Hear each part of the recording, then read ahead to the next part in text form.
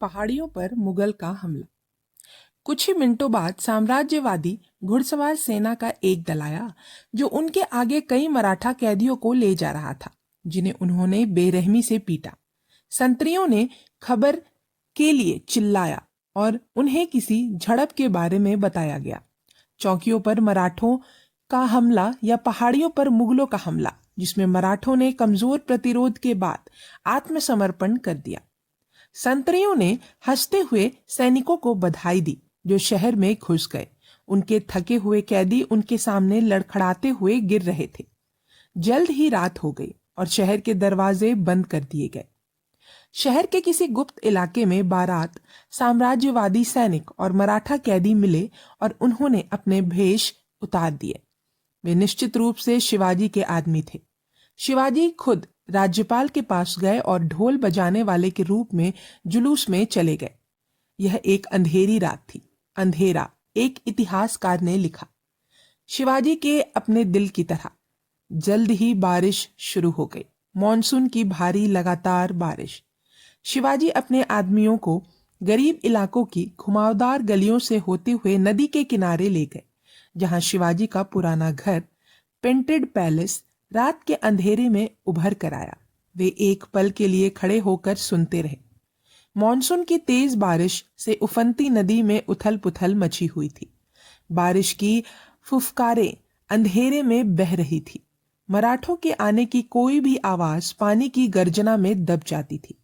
ऐसा लग रहा था कि कोई भी अंदर नहीं जा रहा है। महल में ना तो रोशनी थी, ना की कोई आवाज। अगर पहरेदार तैनात थे तो वे बारिश से बचने के लिए आश्रय ले रहे होंगे। शिवाजी जब दीवार फांदकर बगीचे में पहुंचे तो किसी ने उन्हें ललकारा नहीं। महल के भीतर पहुंचकर शिवाजी ने अपने शत्रु को नुकसान पहुंचाया, क्योंकि वे भवन के हर गज को जानते थे। उन्होंने अपने अधिकांश अनुयायियों को बगीचे में प्रतीक्षा करने को कहा और 20 आदमियों के साथ वे मुख्य द्वार की ओर बढ़े। लेकिन वहां एक रोशनी थी। कुछ हिजड़े नींद में गपशप कर रहे थे। शिवाजी दीवारों के साथ छाया की तरह चलते हुए रसोई के दरवाजे तक पहुंचे। कुछ रसोइये भोर का भोजन तैयार कर रहे थे। दरवाजा खुला था। शिवाजी ने बिना आवाज किए उसे खोला। रसोइये दरवाजे की ओर पीठ करके अपने रसोई के बर्तनों पर झुके हुए थे। मराठों ने रसोइयों पर हमला किया, उन्हें जमीन पर गिराया और उनका गला घोंट दिया। यह 1 मिनट में खत्म हो गया। एक भी चीख नहीं उठी। जब शिवाजी को याद आया कि रसोई और उस कमरे के बीच सिर्फ एक मिट्टी की दीवार थी जहां वे बचपन में सोते थे, घर का मुख्य कमरा जहां शाइस्ता खान अब सो रहा था, उसने अपने आदमियों को बगीचे से औजार लाने को कहा और कुदाल खुद लेकर वे दीवार पर टूट पड़े। खान का एक नौकर दीवार से सटाकर अपना बिस्तर बिछाकर सो रहा था और कुदाल की धीमी आवाज ने उसे जगा दिया। वह दौड़कर अपने मालिक के पास गया और उसे जगाया। खान बिस्तर पर उठकर बैठ गया, अपनी आंखें मल रहा था और जमाही ले रहा था। वह अभी भी नींद से भरा हुआ था और अधीर था। नौकर के संदेह के बारे में पता नहीं। रसोई में शोर, खैर यह रसोइयों का शोर होगा। उसने एक पल ध्यान से सुना और हल्की सी खटखट की आवाज सुनी। यह, उसने गुस्से से कहा, केवल आंगन में घोड़ों की रस्सी के लिए खूंटे गाड़ने वाले घुड़सवारों द्वारा की गई आवाज है। फिर उसने अपने नौकर को घेर लिया और बचकानी हरकतों से उसके आराम में खलल डालने के लिए उसे गाली दी। बड़बड़ाते हुए वह फिर से लेट गया और खुद को सोने के लिए तैयार किया। एक पल बाद मराठों ने दीवार में सेंध लगा दी थी। शिवाजी हाथ में तलवार लिए कमरे में घुसे और खान के बिस्तर की ओर बढ़े। घबराहट में शाइस्ता अपने बिस्तर से लुढ़क गया और शिवाजी का वार अधूरा रह गया, जिससे खान का अंगूठा कट गया। अगले ही पल एक नौकर ने कमरे में मंद रोशनी वाले एकमात्र लैंप को फर्श पर फेंक दिया और अंधेरे में शाइस्ता अपने हरम में भाग गया, जहां वह अपनी दासियों के बीच छिप गया। कुछ मराठों ने उसका पीछा किया और 2 महिलाओं को मार डाला, बिना यह जाने कि वे किस लिंग की हैं। शाइस्ता का बेटा अपने पिता की सहायता के लिए दौड़ा और वीरतापूर्वक डटा रहा, इससे पहले कि उसे मार दिया जाता। लेकिन उसके हस्तक्षेप से उसके पिता को भागने का समय मिल गया। उसे महल से बाहर ले जाया गया और छिपा दिया गया। अब पूरे महल में कोलाहल मच गया था। डर से चीखते हुए हिजड़े पहरेदारों को बुलाने के लिए कोटल ड्रम पर बेतहाशा बजा रहे थे, लेकिन जब पहरेदार पहुंचे तो कोई भी उन्हें यह नहीं बता पाया कि दुश्मन कहाँ है, उनमें से कितने लोग थे या यहाँ तक कि वे कौन थे।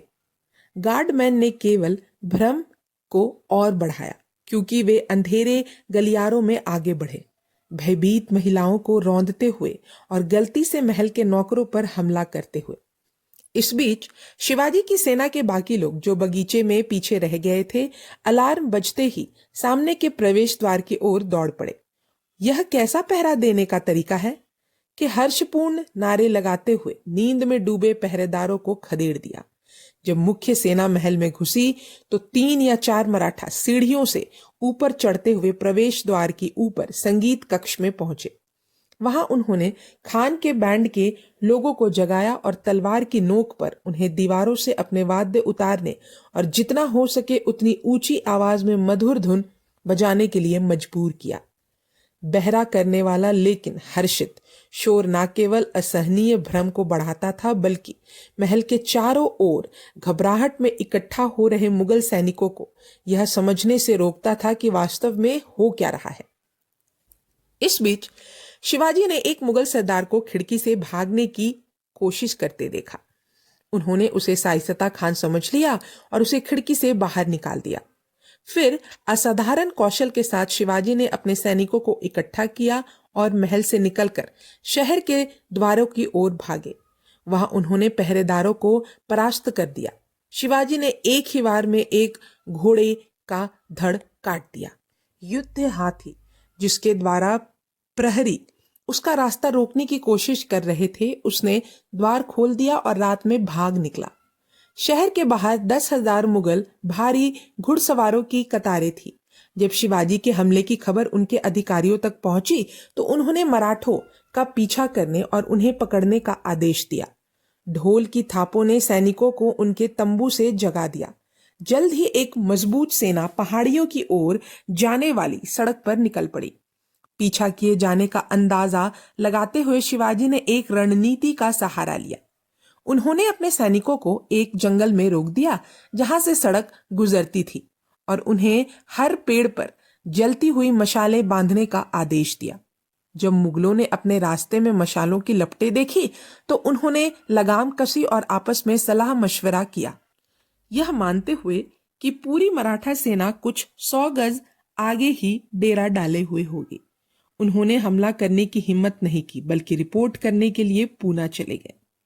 ऐसा लगता है कि शाइस्ता खान की बुद्धि शिवाजी के हमले से प्रभावित हुई थी। जब सुबह उसके कर्मचारियों ने उसे उसके अंगूठे के नुकसान पर शोक व्यक्त करने के लिए बुलाया तो वह चुप रहा, क्रोध से अपने होंठ चबाता रहा। अचानक उसकी नजर जोधपुर के महाराजा पर पड़ी, जो साम्राज्य के एक वफादार सामंत के रूप में मुगल सेना के साथ थे, और वह राजपूत राजकुमार पर कायरता और लापरवाही का आरोप लगाते हुए भड़क उठे। जब दुश्मन मुझ पर टूट पड़ा तो क्या तुम भूल गए कि तुम महामहिम की सेवा में थे? राजपूत मुड़ गया और वहां से चला गया।